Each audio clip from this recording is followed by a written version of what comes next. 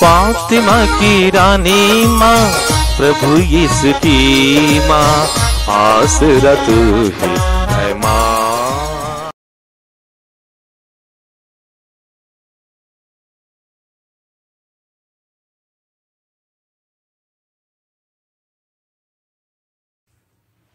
पहला पाठ संत योहन का पहला पत्र, अध्याय 2, पद संख्याएं 22 से 28 तक। झूठा कौन है? वह जो यीशु को मसीह नहीं मानता, वही मसीह विरोधी है।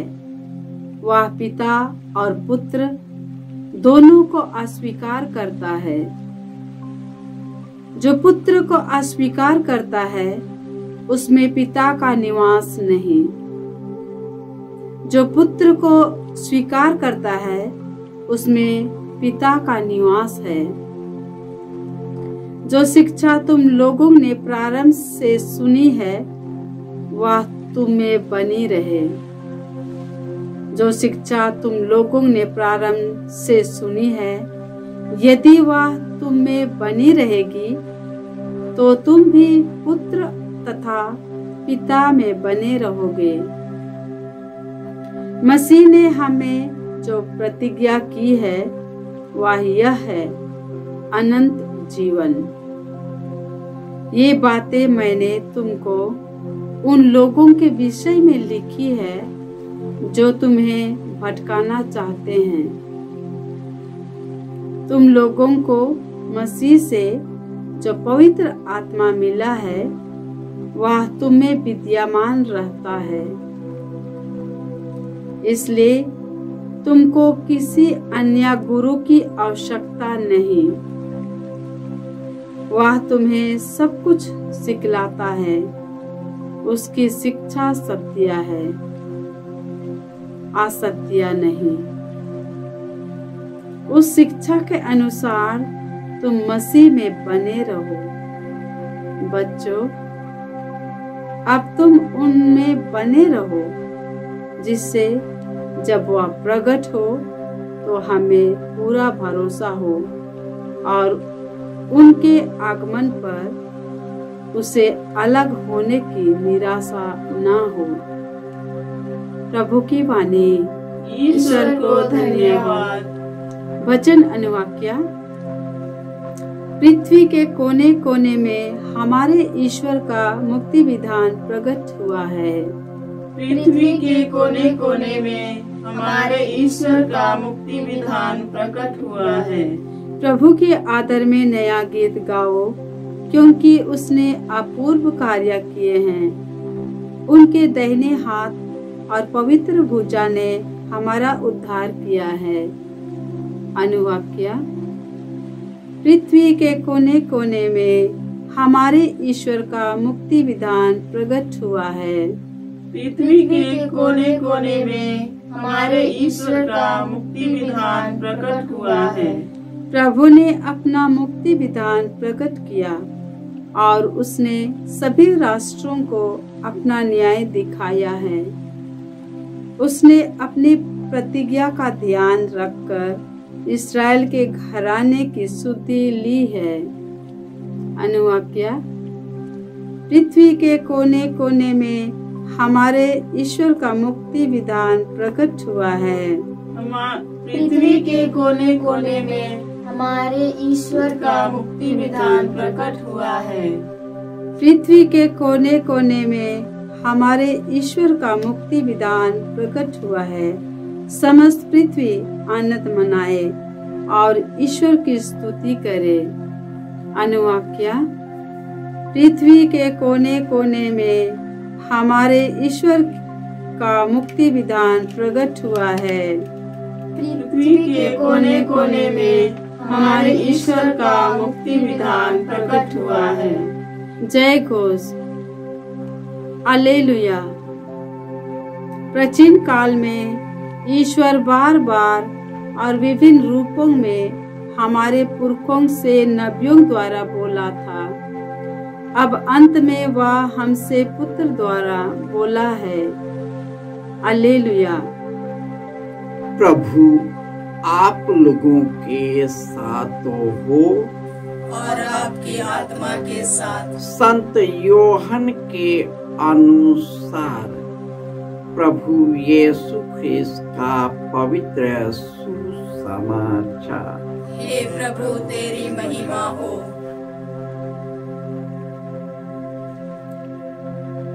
अध्याय 1 पद संख्याएं 19 से 28। जब यहूदियों ने यरूशलेम से याजकों और लेवियों को योहन के पास यह पूछने भेजा कि आप कौन हैं, तो उसने यह साक्ष्य दिया। उसने स्पष्ट शब्दों में यह स्वीकार किया कि मैं मसीह नहीं हूं। उन्होंने उससे पूछा, तब आप कौन हैं? क्या आप एलियस हैं? उसने कहा, मैं एलियस नहीं हूं। या आप वह नबी है? उसने उत्तर दिया, नहीं। तब उन्होंने उनसे कहा, तो आप कौन हैं? जिन्होंने हमें भेजा है, हम उन्हें कौन सा उत्तर दें? आप अपने विषय में क्या कहते हैं? उसने उत्तर दिया, मैं हूं जैसा कि नबी ईसायास ने कहा है। निर्जन प्रदेश में पुकारने वाले की आवाज, प्रभु का मार्ग सीधा करो। जो फरीसियों की ओर से भेजे गए थे, उन्होंने उससे पूछा, यदि आप न तो मसीह हैं, न एलियस और न वह नबी, तो बपतिस्मा क्यों देते हैं? योहन ने उन्हें उत्तर दिया, मैं तो जल से बपतिस्मा देता हूं। तुम्हारे बीच एक है जिन्हें तुम नहीं पहचानते। वह मेरे बाद आने वाले हैं। मैं उनके जूते का फीता खोलने योग्य नहीं हूं। यह सब यरदन के पार बेतसैदा में घटित हुआ, जहां योहन बपतिस्मा देता था। यह प्रभु का सुसमाचार है। हे क्रिस्त तेरी स्तुति हो। ख्रिस्त में प्यारे भाइयों और बहनों, प्राचीन काल में ईश्वर बारंबार और विविध रूपों में हमारे पुरखों से नबियों द्वारा बोला था, और अंत में वह हमसे अपने पुत्र के द्वारा बोला है।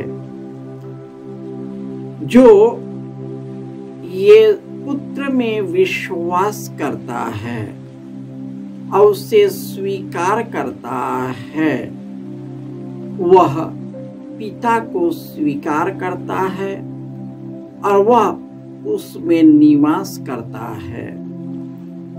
और जो शिक्षा प्रारंभ से आज तक आई है, वह सब तुम में बने रहे।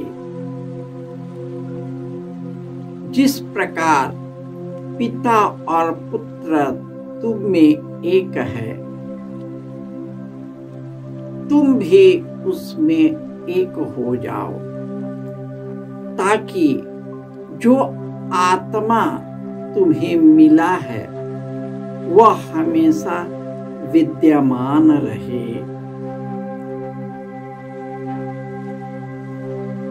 ईश्वर ने अपने पुत्र यीशु के द्वारा प्रचुर मात्रा में पवित्र आत्मा का वरदान मिला। यही कारण है जब यहूदियों ने यरूशलेम से याजकों और लेवियों को यूहन्ना के पास भेजा तो उन लोगों ने यूहन्ना से पूछा, आप कौन हैं? क्या आप मसीह हैं? क्या आप एलियस है या नबियों में से कोई है? और यूहन्ना ने उनसे कहा, मैं न तो एलियस हूं, न मसीह हूं, न नबियों में से कोई। मैं तो उस ईश्वर जो आने वाले हैं, मसीह जो आने वाले हैं, उसी का मार्ग मैं तैयार कर रहा हूं। मैं तो उनके जूते का फीता खोलने योग्य नहीं हूं। मैंने तो पश्चाताप का बपतिस्मा दिया है, लेकिन जो मेरे बाद आने वाला है वह तुम्हें आत्मा से बपतिस्मा देगा, जो तुम्हें ईश्वर की ओर उन्मुख करेगा। उस समय यूहन्ना लोगों के बीच बहुत प्रसिद्ध थे। लोग उनकी बातें मानते थे। बहुत सारे लोग उनके पास आते थे और पश्चाताप का बपतिस्मा लेते थे। लोगों ने सोचा कि कहीं यही तो मसीह नहीं, यही तो एलियस नहीं, यही जो नबियों में से एक है। और उन्होंने बहुत ही नम्रता पूर्वक अपने को खाली करते हुए कहा, मैं इससे में से कोई नहीं हूं। मैं तो अपनी आवाज बुलंद करने आया हूं, प्रभु के लिए मार्ग तैयार करने आया हूं, जो मेरे बाद आने वाले हैं। इस प्रकार यूहन्ना बपतिस्मा यीशु के सामने नम्र बन गए।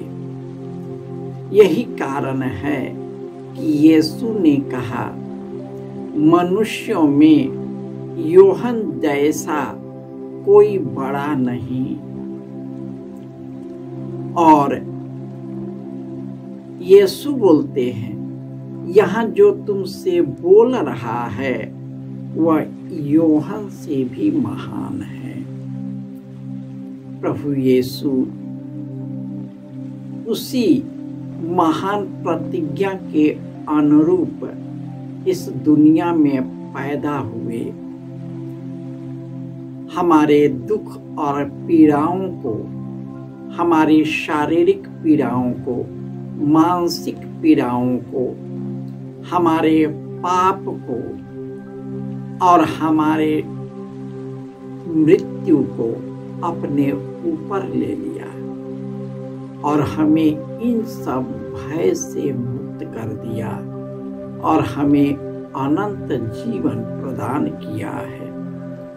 हम प्रार्थना करें कि हम सभी पवित्र आत्मा की शक्ति से अभियंजित होकर यीशु के वही कार्य करें जो उन्होंने हमें सिखाया है, हमें मार्गदर्शन दिया है, अपने अधिकार हमें प्रदान किया है। जय यीशु।